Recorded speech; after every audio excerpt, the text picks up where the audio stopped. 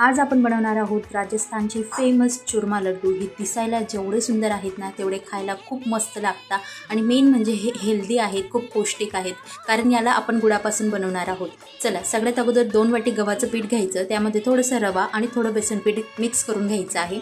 त्यानंतर यामध्ये मोहन घालायचं आहे, मस्त कडकडीत तुपाचं, ते देखील छान हाताने मस्त असं छान मिक्स करून घ्यायचं आहे। त्यानंतर आपल्याला याचं मस्त डो बनवून घ्यायचं आहे। हे पीठ मळून घ्यायचं, कमी पाण्यामध्ये याला छान घट्टसर असं मळा। त्यानंतर एक एक असा गोळा घ्या आणि हातावरती तुम्ही कोणताही आकार देऊन मस्त असे याचे हुंडे तयार करून घ्या। असे एक एक गोळे तुम्ही बनवा। मी इथं चिपटे बनवलेले आहेत आणि ते छान तेलामध्ये फ्राय करा। कमीत कमी याला 4 ते 5 मिनिटं लागतात बारीक गॅसवरती। आणि मस्त हे झाले की मग थोडं थंड होऊ द्या।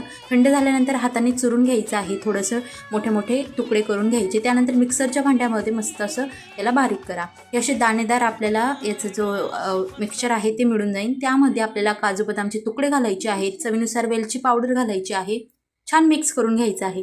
चला इथं आता गुळाचा पाक बनवून घेऊ। त्यासाठी 1.5 वाटी गूळ घेतलेला आहे आणि थोडंसं गुळाला वितळण्यासाठी 1 टेबलस्पून एवढं पाणी घेतलेलं आहे। गूळ छान मस्त वितळला की ह्यामध्ये सगळं मस्त टाकून घ्यायचं आहे आणि मिक्स करून घ्यायचं आहे। हलक्या हाताने छान असे लाडू बनवून घ्यायचे आहेत। तुम्ही या लाडूंना काय म्हणता मला कॉमेंटमध्ये नक्की सांगा। व्हिडिओ आवडल्यास लाईक करा, शेअर करा, पेजवर नवीन असाल तर फॉलो करा।